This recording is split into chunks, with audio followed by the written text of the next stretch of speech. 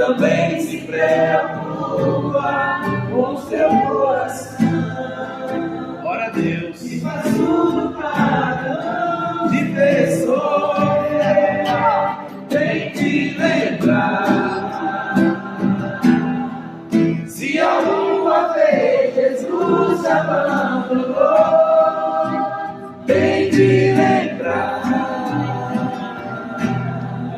Quantas vezes Ele já te levantou, tem te lembrar. Quantas vezes Ele já te levantou, tem te lembrar. Se alguma vez Jesus te abandonou, tem te lembrar. Quantas vezes Ele já te levantou.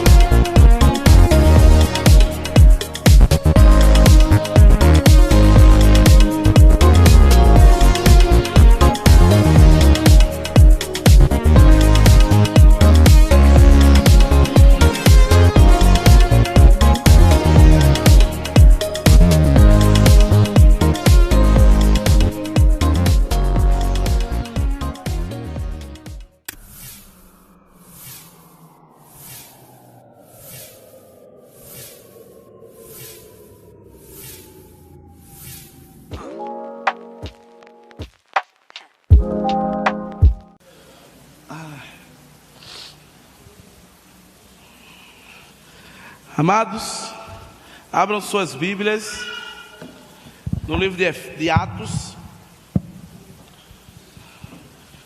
capítulo 2.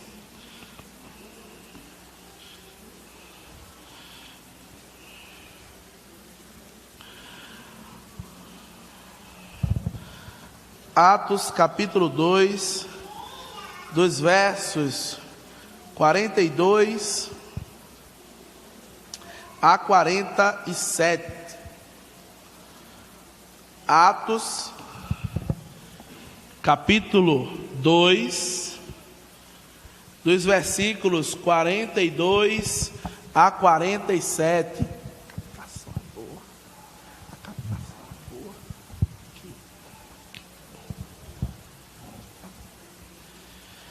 Atos 2, do 42 ao 47. Amém ou misericórdia? Amém. Queridos, hoje o Senhor Jesus Cristo propôs para trazer aos amados uma reflexão que tem por título uma pergunta bem interessante, que é a seguinte: o que é igreja? O que significa a igreja? O que é ser igreja? O que é de fato a igreja? Curve sua cabeça, feche seus olhos, não feche sua Bíblia. Senhor Deus, obrigado mais uma vez, Pai. Obrigado por essa grande oportunidade de estar com o teu povo, o teu sacerdócio real, a tua nação eleita, o teu povo santo, aqueles ao qual o Senhor escolheu para se fazer presente hoje, para ouvir essa mensagem, assim também aqueles que acompanham através desse equipamento de mídia e muitos outros que ainda irão acompanhar através da internet. Muito obrigado, Pai. Obrigado pela vida de cada um. Eu não sei as dificuldades, eu não sei os problemas, eu não sei os dilemas ali enfrentados, mas o Senhor sabe. E eu te peço que na hora certa, do jeito certo, o Senhor esteja cuidando, curando, libertando, sarando, perdoando, Pai. Te agradeço também pela alegria que o Senhor concede a cada um dos teus servos, por bênçãos alcançadas, Pai.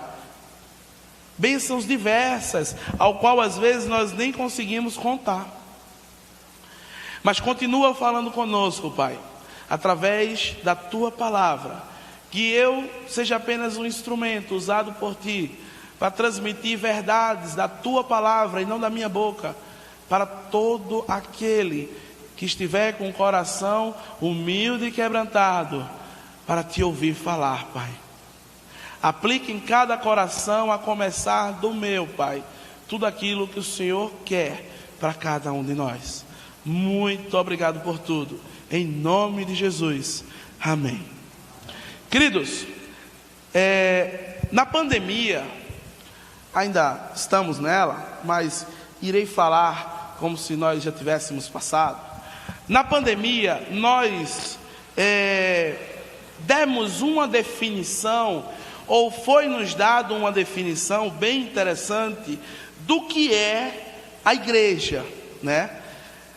Essa definição ela foi ecoada aos quatro cantos da terra, principalmente às vezes em lugares que os templos por um momento ainda permaneceram abertos, em alguns lugares que às vezes ainda havia como eu posso dizer, uma questão de entrave, se fechava, se não fechava, e muitas pessoas ecoavam aos quatro cantos dizendo: a igreja, ela não é o templo, a igreja somos nós, as vidas elas importam, fechem as portas das igrejas, porque de fato a igreja não é as quatro paredes, a igreja somos nós. Muitas pessoas colocaram até no avatar das suas redes sociais: igreja somos nós, igreja somos nós, igreja somos nós. É uma coisa muito extraordinária, uma coisa muito bacana. Porque essa afirmação ela está errada? Não. Essa afirmação ela não está errada. Essa afirmação ela é verdadeira. A igreja ela não é o quadrado. A igreja ela não é essas 4 paredes. Quando a gente sai, isso aqui fica apenas um mausoléu. Isso aqui fica apenas um quadrado, cheio de nada aqui dentro. A presença de Deus ela não fica aqui. Quando os irmãos vão embora, o Espírito Santo vai dentro de cada um, junto com vocês e comigo. Mas existe uma coisa interessante. Essa frase, a igreja somos nós, ela não pode estar apenas no campo das palavras. Muitas vezes eu digo: a igreja não é o templo, a igreja sou eu.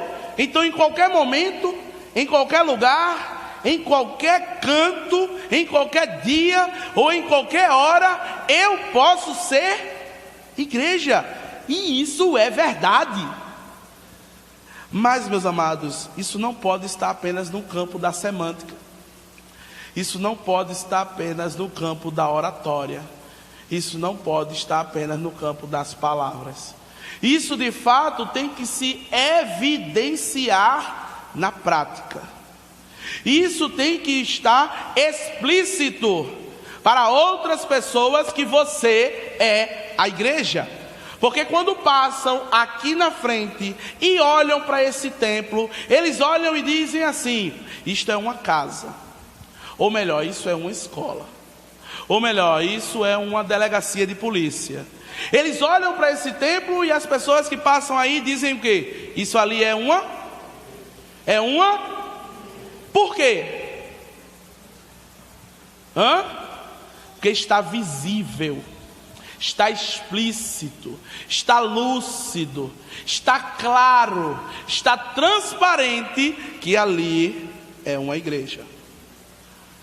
Por semelhante modo, quando você afirma que a igreja é você e não o templo, você traz para si uma responsabilidade ímpar de fato, quem olhar para você dizer: ali é uma igreja. De fato, ali é um servo, ali é uma serva de Deus, ali é um lugar onde eu posso me abrigar, ali é um lugar onde eu posso chegar e receber uma palavra amiga, ali é alguém com quem eu posso contar. E é interessante porque através da Bíblia nós podemos identificar o que é de fato a igreja e qual é a função desta aqui na terra. O que é ou o que somos eu e você e qual é de fato a nossa função. Porque afirmamos anteriormente que a igreja não são as 4 paredes. A igreja somos nós. E isso é muito bacana.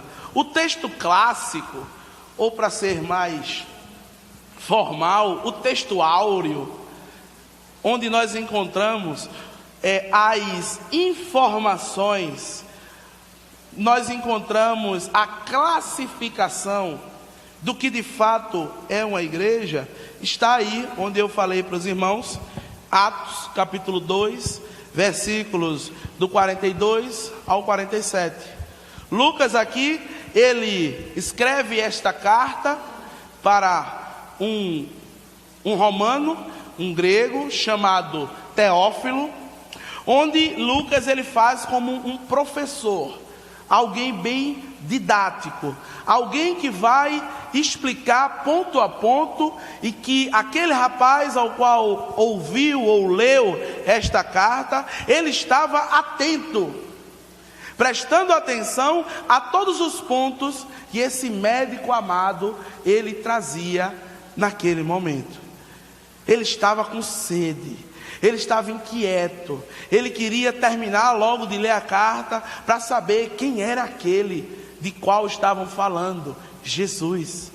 Quem era aquele? E se nós começarmos no capítulo 1 de Atos, nós vamos ver que Lucas ele começa a fazer uma trajetória da narrativa de Jesus, com a sua morte, depois com a sua ressurreição, depois com o tempo que ele passa com os discípulos.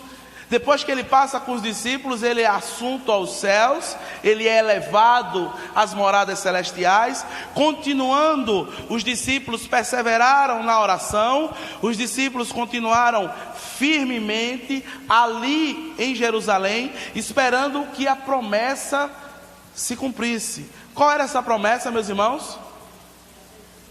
A descida do Espírito Santo de Deus.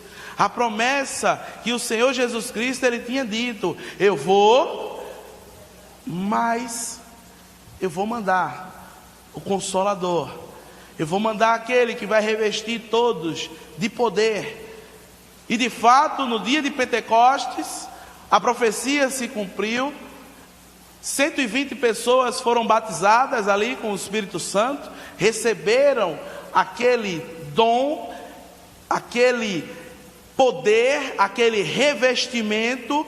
E ali Pedro começa a transmitir a mensagem, e ele começava a falar, e as línguas elas iam sendo compreendidas.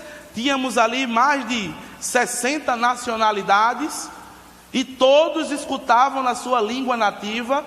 Mais de 3.000 pessoas foram convertidas naquele dia, e o evangelho continuava se propagando.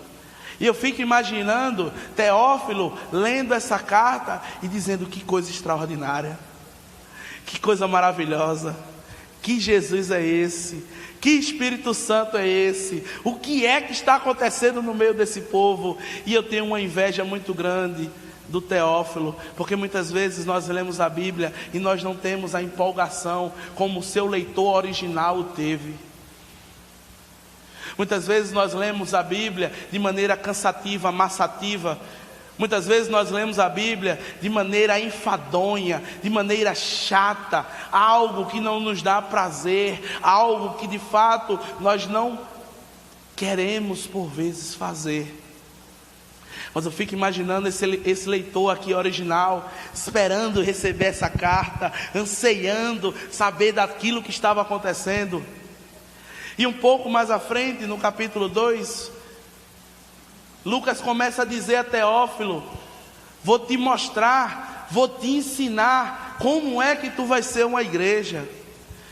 Eu vou te mostrar e eu vou te ensinar como esses homens, eles continuam andando, mesmo depois do seu mestre ser morto.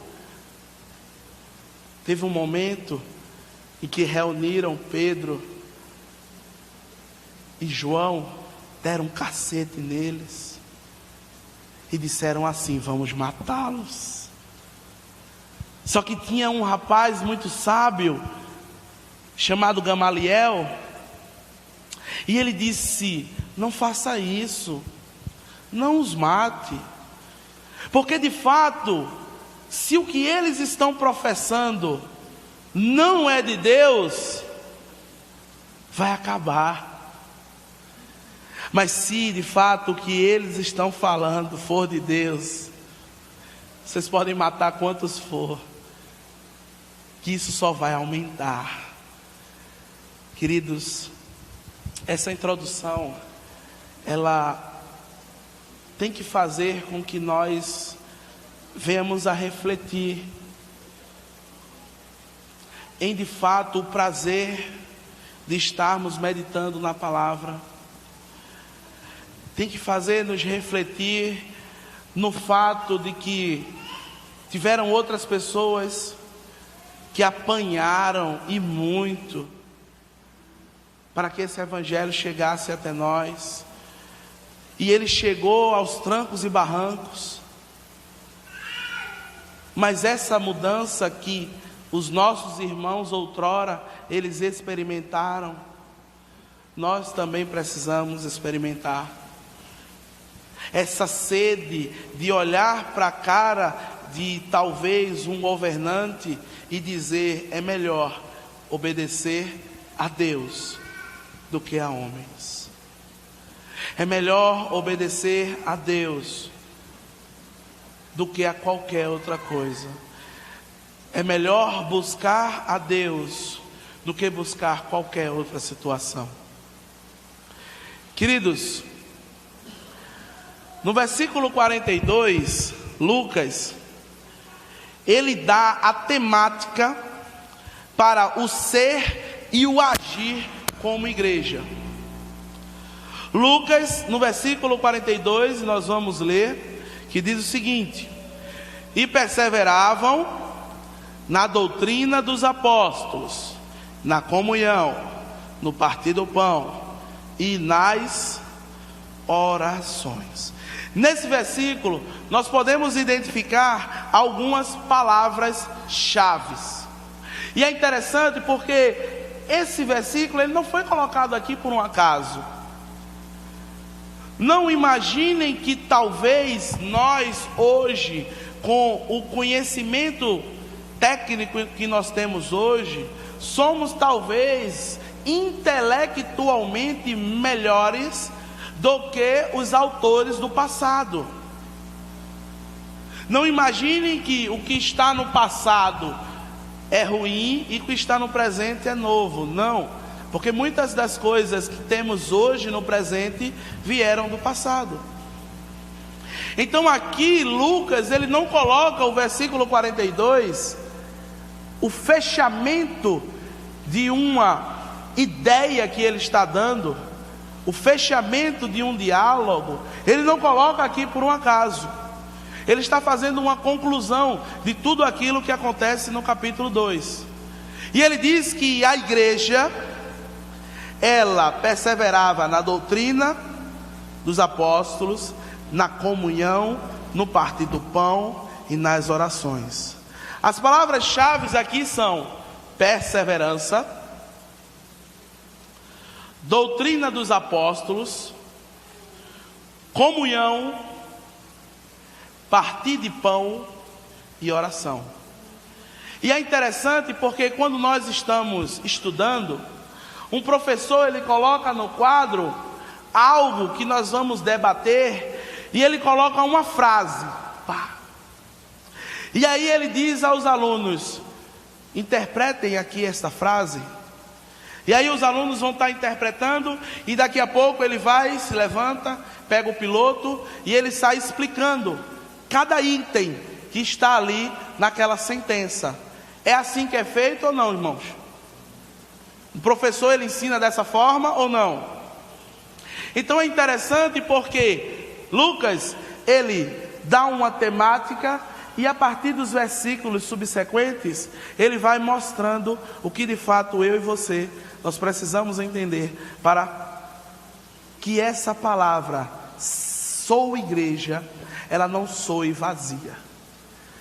É interessante que a palavra principal aqui é perseverança. Quando nós ouvimos a palavra perseverança, eu creio que nós lembramos do Senhor Jesus Cristo dizendo que aqueles que perseverarem até o fim serão... Está muito fraco isso aí. Aqueles que perseverarem até o fim serão salvos. Os que perseverarem até o fim serão salvos. O texto que Cristo coloca essa narrativa, ele é bem enigmático ver aqui a palavra perseverança em Atos 2, porque quando Jesus estava falando sobre essa perseverança, aqueles que perseveraram ou perseverariam, eita, quase que enrola a língua, até o fim seriam salvos, foi no momento em que os discípulos apontaram assim e disseram a Jesus: olha para aqui que maravilha, olha que templo glorioso. E aí Jesus começa a dizer a eles que não iria ficar pedra sobre pedra. Jesus ele olha e diz que em algum momento da história muitos seriam enganados. Muitos seriam enganados, por quê? Porque faltaria perseverança na doutrina dos apóstolos. Sabe qual é a doutrina dos apóstolos? A Bíblia. A Bíblia diz que quando a gente conhece a verdade nos liberta. Quem conhece a Bíblia não é levado por vento de doutrina qualquer. Quem conhece a Bíblia não é levado de um lado para o outro com uma oratória muito bela ou com um jeito muito bacana. Quem conhece a Bíblia não sai de um canto para o outro sem perguntar a Jesus: é para eu ir para a esquerda ou é para eu ir para a direita? Quem conhece a Bíblia de fato tem temor e respeito a Deus. E tudo o que irá fazer, pergunta ao Senhor: Senhor, é para eu amar? É para eu odiar? É para eu perdoar? É para eu continuar sem perdoar? É para eu fazer o quê? Mas Jesus, ele continua dizendo que, além de alguns serem enganados, haveriam muitas guerras e haveria muita fome. Por quê? Porque falta comunhão. Existe fome na terra porque falta empatia. Existem pessoas com fome porque de fato eu não me preocupo em, depois de ter jantado, saber se o meu irmão já jantou, saber que aquele camarada que está lá na frente da minha casa comeu alguma coisa. Eu não me importo em saber se A, B, C ou D já tomou café da manhã, já almoçou, jantou. Isso para mim não me importa, porque se a minha família estiver bem, eu estou bem. E aí aquela pessoa à margem da sociedade, fácil para que o inimigo esteja ali trabalhando no coração dela, ela vai fazer de qualquer atrocidade, meu irmão. E aí começam as guerras, aí começam a fome. Mas Jesus diz que, de fato, aqueles que perseverarem seriam salvos. E Lucas, ele não usa a palavra perseverar nesse texto por nada. No texto de Atos é a única vez que nós encontramos ela. Foi por um acaso, meus irmãos? Claro que não. Lucas sabia o que ele estava fazendo. Lucas sabia a quem ele estava citando. Voltando ao texto de Atos, a palavra perseverar, ela é um fator essencial para a igreja. Vamos ver no versículo 43 o que a palavra perseverar, ela promove aos nossos corações. Versículo 43: em cada alma havia temor, e muitas maravilhas e sinais se faziam pelos apóstolos. Amados, quando perseveramos na doutrina dos apóstolos, nós temos o temor do Senhor. E o temor do Senhor não é ter medo de Deus. Nós estamos trabalhando aqui a ideia, visão, implementação da igreja multiplicadora. E aqui nós estamos vendo que o temor do Senhor não é eu ter medo de Deus.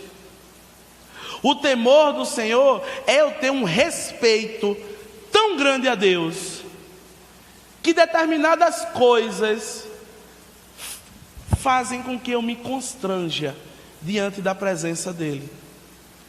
O respeito que eu tenho a Deus em saber que participamos de um momento tão sublime quanto esse, em que eu sei que uma pessoa, em determinado momento da história, ela foi cuspida, furada, chutada, xingada, e como um cordeiro mudo, entregue ao sacrifício, sem criticar, sem murmurar, sem reclamar, sem dar um pio.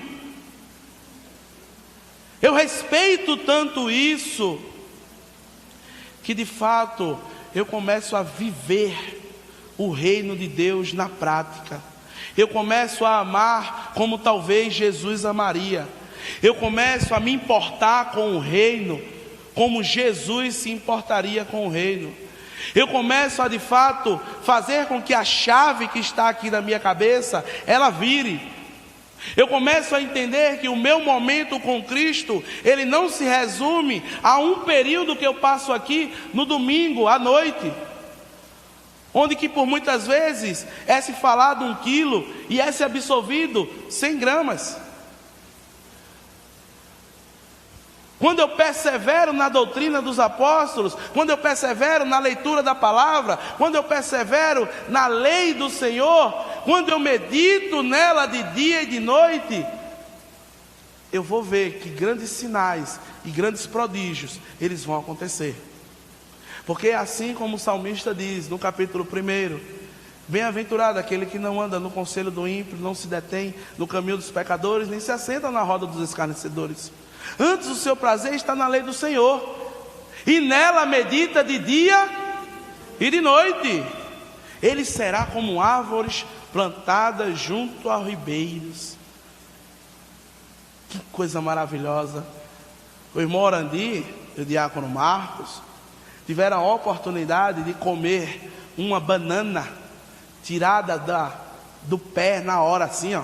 Tchá. E eu olhei para a banana assim, eu disse: que banana bonita.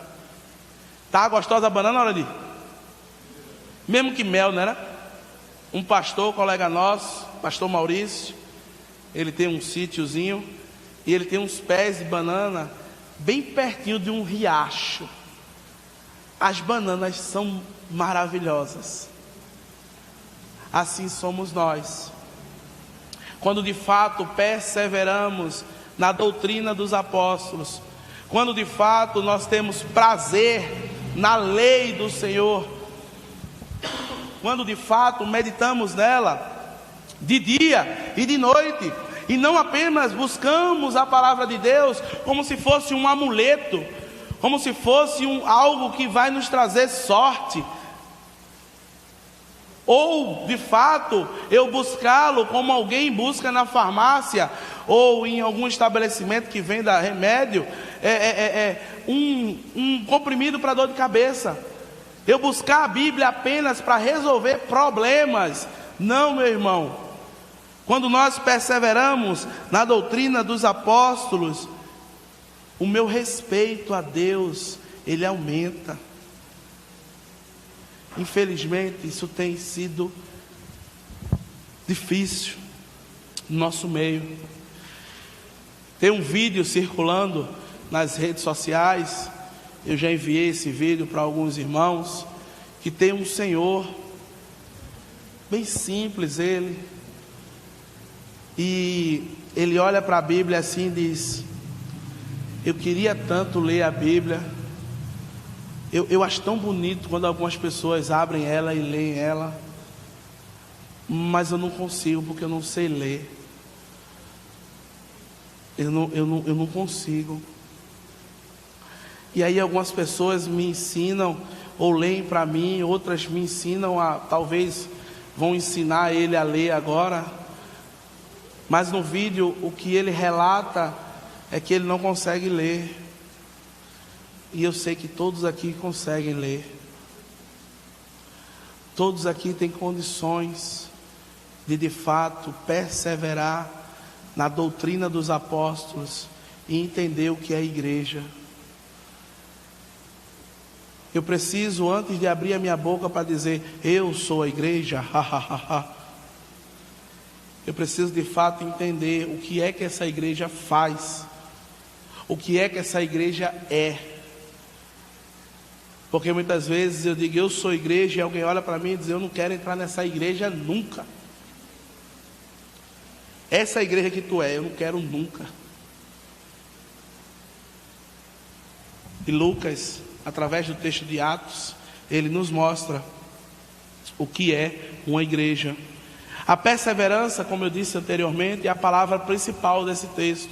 No versículo 44 e 45, nós vamos ver também algo falando sobre perseverança. E diz o seguinte, versículo 44: todos os que criam estavam juntos e tinham tudo em comum. Vendiam suas propriedades e fazendas e repartiam com todos, segundo cada um tinha necessidade. Queridos, quando perseveramos na comunhão, lembrem que o primeiro versículo, a perseverança na doutrina dos apóstolos. Os dois versículos subsequentes, perseverança na comunhão. Lucas explica nos versículos abaixo os tópicos que ele deu no versículo 42 em cima. Quando nós perseveramos na comunhão, nós estaremos sempre juntos. Dividiremos problemas, mas também dividiremos bênçãos. O povo de Deus, em pleno século 21, ele nunca andou tão afastado uns dos outros.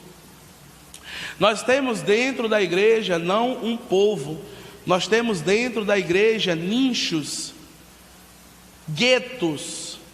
Nós temos dentro do povo de Deus partilha de grupos. O grupo A, que não se mistura com o grupo B, que não se mistura com o grupo C, que não se mistura com o grupo D, que não se mistura com o grupo E, F, G, H. Mas pastor, peraí, quer dizer que tem que estar todo mundo num balaio só? Não, claro que não. Existem diversas programações que talvez quando eu for fazer, o irmão Orandi possa não me acompanhar. Mas de 100% de todas essas programações, talvez 99% ele esteja comigo. Mas às vezes nós deixamos de estar juntos, compartilhando bênçãos, e principalmente compartilhando dificuldades. Porque eu pergunto, esse povo aqui tinha bronca? Tinha, e tinha de muita. Um povo que era perseguido, um povo que ninguém gostava, eram tratados como seita, porque não era cristianismo, era a seita do caminho. Um certo Jesus aí, era a seita do caminho. Esse povo tinha muitos problemas, mas eles continuavam perseverando na comunhão. O problema de um também era o problema do outro. Nós temos aqui em Paratibe um problema seríssimo sobre falta d'água. É ou não? Você já se questionou em perguntar ao seu irmão se na casa dele tem água para lavar roupa?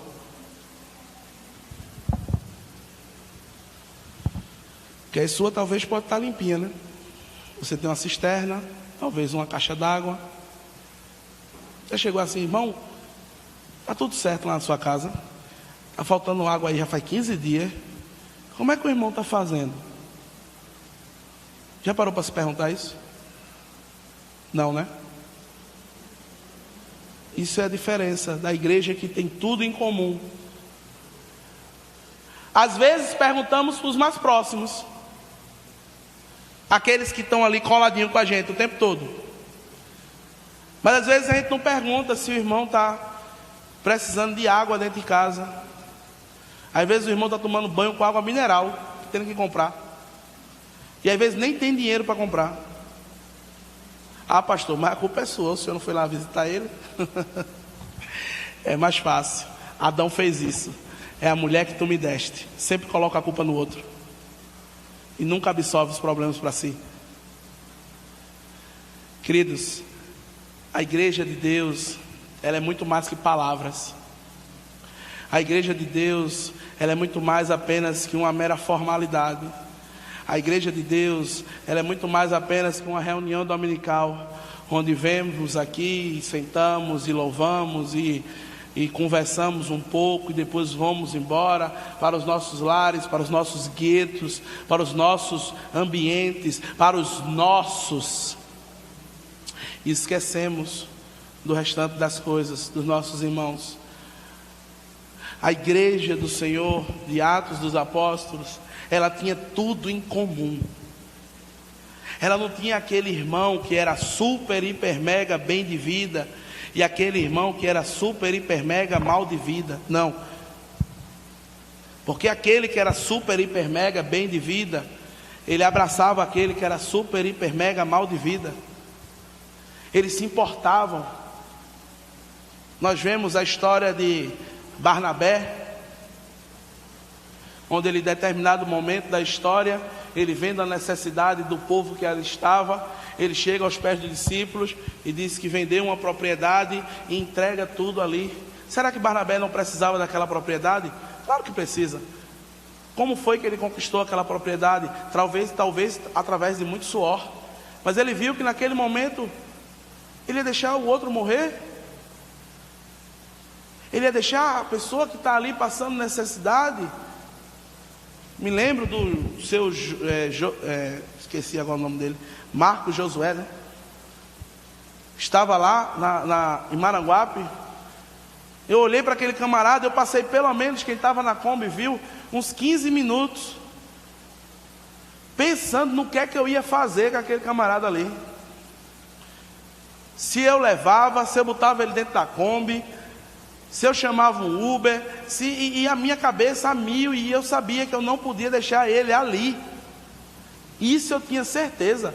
Eu não sabia como é que eu ia fazer, mas eu sabia que eu ia fazer, nem que eu amarrasse ele no teto da Kombi, mas ele ia para casa. Meus amados, precisamos perseverar na comunhão. Sabe por quê? A união do povo de Deus, ela alcança limites, ela alcança alturas inimagináveis. E quem está dizendo isso não sou eu. Se você não quiser dar crédito ao que eu estou dizendo, massa, está tudo tranquilo e favorável. Dê crédito talvez o que o conselho celestial falou.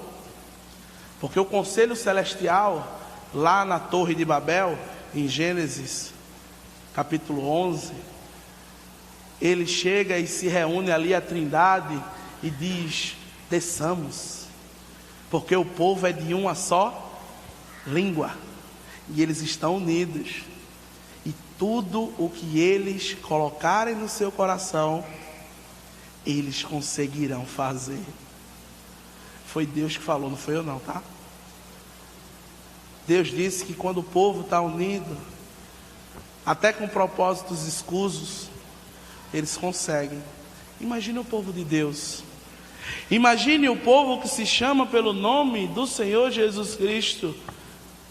Quando ele ora, quando ele de fato vive o que segundo as Crônicas 7,14, ele passa para nós. O que conseguiríamos fazer? Glória a Deus. Nós precisamos de fato entender que a igreja não é o templo, a igreja somos nós. Avançando um pouco, nós chegamos no versículo 46, onde diz o seguinte: e perseverando unânimes todos os dias no templo, e partindo o pão em casa, comiam juntos com alegria e singeleza de coração. É interessante, porque eles dizem aqui que eles perseveravam domingo no templo. Não foi isso? Eu estou errado, então deixa eu ler de novo. E perseveravam unânimes todos os dias no templo. Eu pensei que eu tinha lido errado. Todos os dias perseveravam no templo. Todos os dias aqueles camaradas iam lá, e nós vimos mais para frente, quando vamos ler, nós vemos João e Pedro indo ali no templo para orar, encontrando com aquele paralítico que estava lá, onde ele diz: não tenho prata, não tenho ouro, mas o que tenho eu te dou, levanta e anda e tal, e os irmãos já conhecem a história. Todos os dias perseveravam. Pastor, mas esses camaradas aí, eles não trabalhavam como eu trabalho, não. Será? Pescador trabalha muito? Agricultor trabalha muito? Que a maioria do trabalho que tinha aqui era esse. A não ser os discípulos que se dedicavam integralmente à palavra. E aí eu pergunto, trabalhavam pouco também?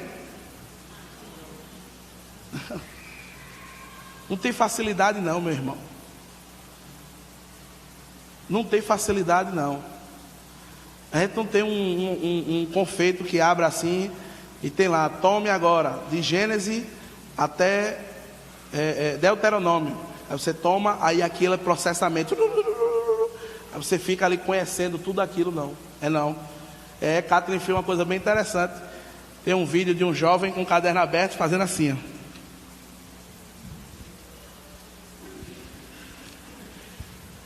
Para as letrinhas passar para a cabeça dele. É tão fofo, meu Deus. Uma criança fazendo isso. Mas adulto não é não, viu? Criança é fofo, adulto não. Queridos,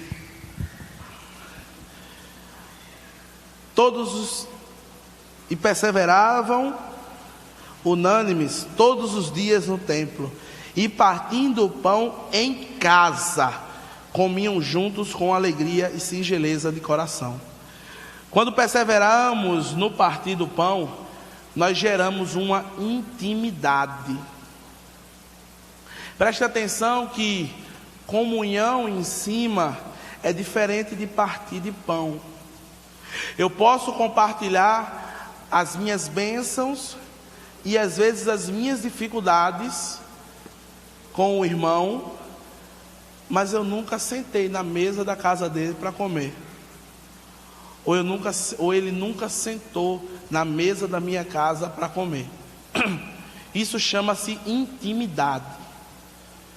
Isso chama-se de um relacionamento íntimo e amistoso. Quando nós convidamos pessoas para entrarem na nossa casa, sentarem na nossa mesa e comerem conosco, isso é um sinal de uma amizade íntima. Isso é sinal que eu considero aquela pessoa tanto para que eu abra as portas da minha casa para ela. E uma breve reflexão é: quantas pessoas da sua igreja já comeram na sua mesa? Você é a igreja. A igreja não é o templo. A igreja é você. Você passou mais de 2 anos afirmando isso. Quantas pessoas da sua igreja sentaram na sua mesa para ter uma refeição com você? Isso é intimidade, meus irmãos. E na igreja primitiva isso havia em abundância, porque ele diz aqui: partindo o pão em casa, comiam juntos, perseveravam, comiam juntos. Eu preciso ter intimidade com meu irmão, intimidade tal que quando ele chega lá em casa eu digo assim: repara a bagunça, viu? Não é para dizer o contrário, não repara a bagunça, não, mas dizer assim: repara a bagunça, né? A Luísa e a Eduarda estavam lá em casa essa semana. A primeira coisa, quando eles chegaram, eu digo: repara a bagunça, está tudo bagunçado aí, está tudo bagunçado. E quando Josué crescer, vai ficar melhor ainda, que vai juntar ele e Caleb e vai dar certinho. Queridos, essa intimidade, ela nos aproxima. Nós precisamos nos relacionar desta forma com os nossos e principalmente com o nosso Senhor Jesus Cristo. Porque assim como lá em Apocalipse capítulo 3, ele diz que: eis que estou à porta e bato. Às vezes nós entendemos que a porta que ele está batendo é a porta do coração daquele que ainda não o conhece. Mas nós precisamos lembrar que aquela revelação que Deus deu para João era para as igrejas, era para crentes. Ele estava dizendo: eu estou batendo na porta do teu coração diariamente. Presta atenção, abra essa porta, que de fato eu vou entrar. Eu vou cear contigo, eu vou ter intimidade contigo, eu vou me relacionar contigo. E através desse relacionamento, meus irmãos, a gente vai gerar intimidade com outras pessoas. Porque quando Cristo entra no negócio, quando Cristo entra na nossa casa, é impossível ela continuar da mesma forma. É impossível. Não tem uma pessoa que Cristo de fato encontrou e essa pessoa o aceitou, que não houve mudança. Se os amados encontrarem aqui na Bíblia, me mostrem. Não adianta nós estarmos, eita, eu estou com Cristo, mas eu continuo do meu jeito. Não tem isso. Não tem isso. Precisamos ser a igreja. A igreja não é essas quatro paredes. A igreja somos nós. Como eu disse inicialmente, ouvimos muito isso na pandemia. Isso virou um jargão. Mas assim como a porta do lado de fora, o estereótipo ali da igreja caracteriza que ela é uma igreja, nós também precisamos estar caracterizados. E isso não diz respeito ao paletó que eu estou vestindo, a Bíblia que eu possa estar debaixo do braço, ou a forma de eu falar, ou dar paz, ou alguma coisa assim. No versículo 47,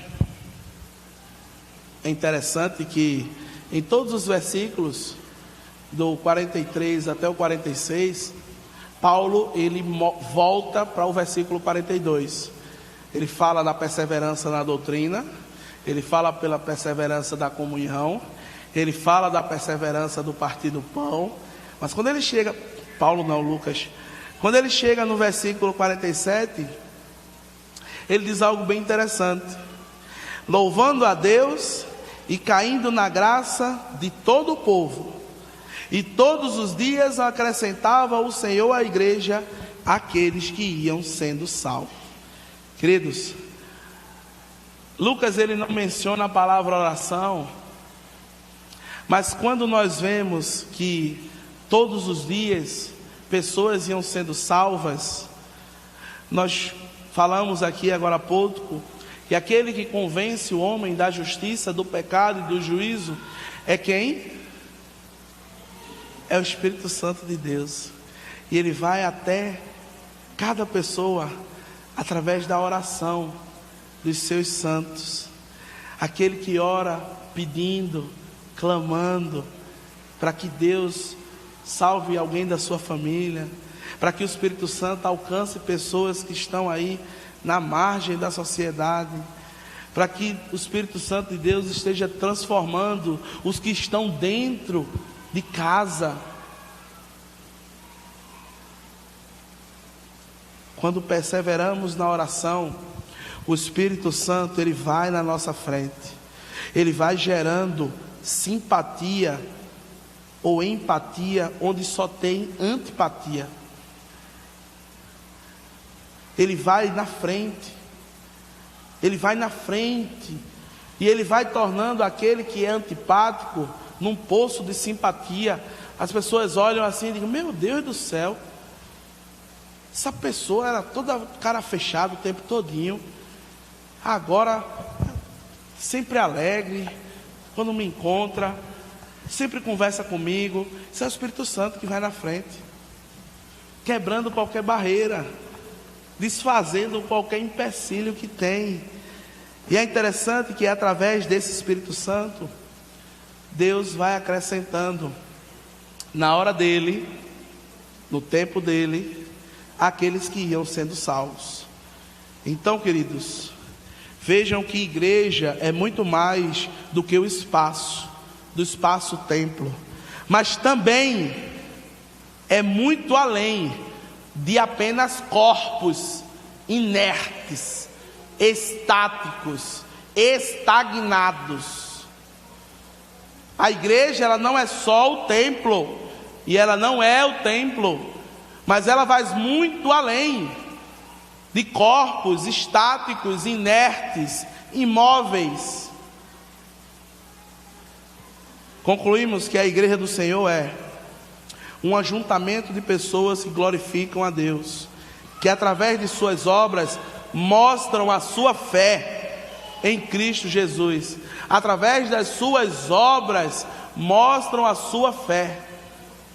É um lugar, uma igreja, uma pessoa relevante na comunidade, não fechando os olhos para a necessidade ao nosso redor.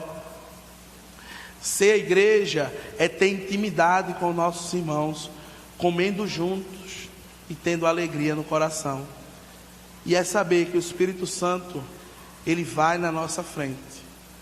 Nunca vá na frente do Espírito Santo. Quer fazer uma coisa? Ore antes.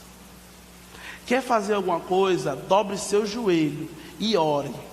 Ore. Tem uma coisa que eu quero fazer. Já faz 3 meses. E eu já tive condições de fazer. E eu disse, eu não vou fazer agora não.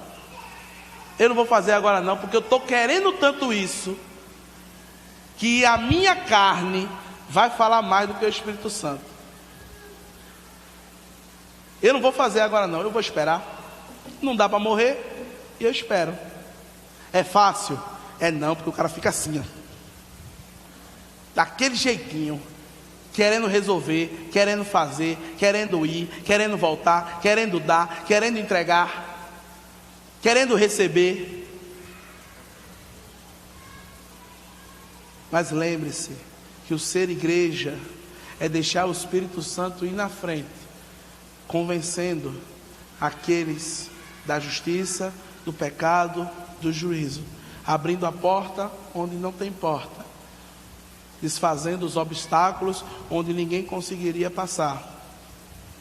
Amados, o resultado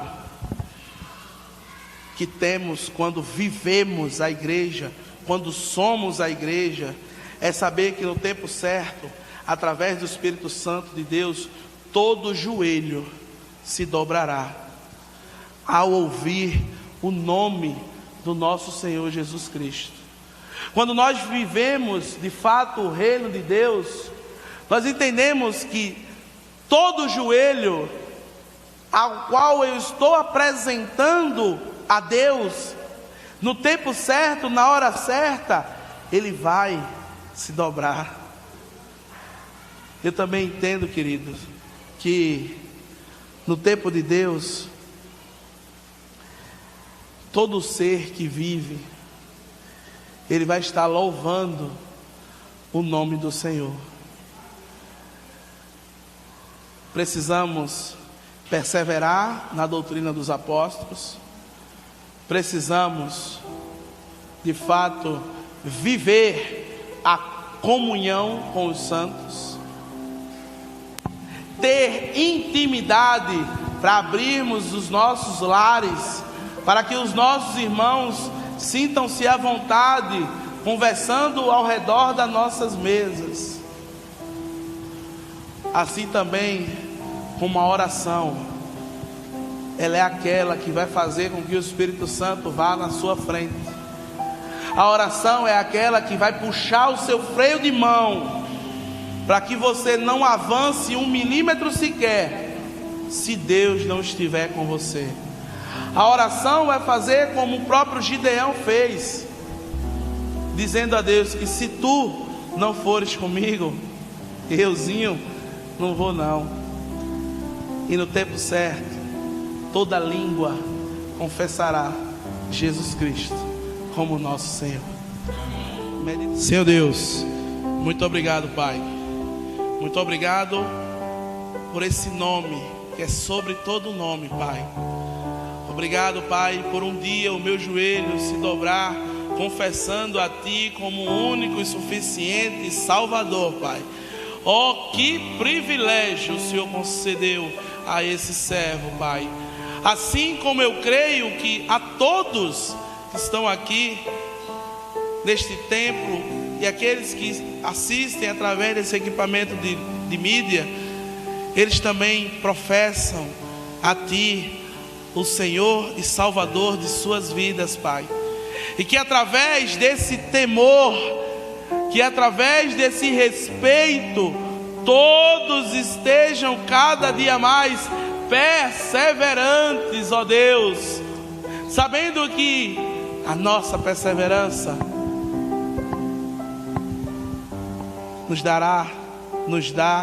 nos deu acesso às moradas celestiais, porque cremos num sacrifício que foi feito na cruz do Calvário, a morte do perfeito pelo imperfeito, a morte do que não tinha culpa pelos culpados, a morte do sem pecado por todos os pecadores.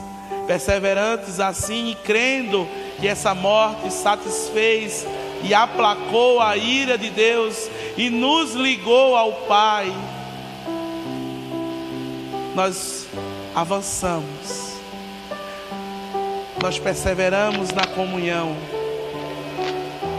nós trazemos pessoas para estarem intimamente ligadas a nós, orando e crendo que o Espírito Santo vai à nossa frente, quebrando qualquer barreira, Pai, despedaçando qualquer empecilho.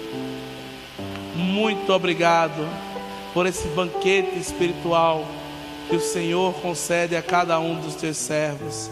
Permanece conosco, Pai, em nome de Jesus. Amém.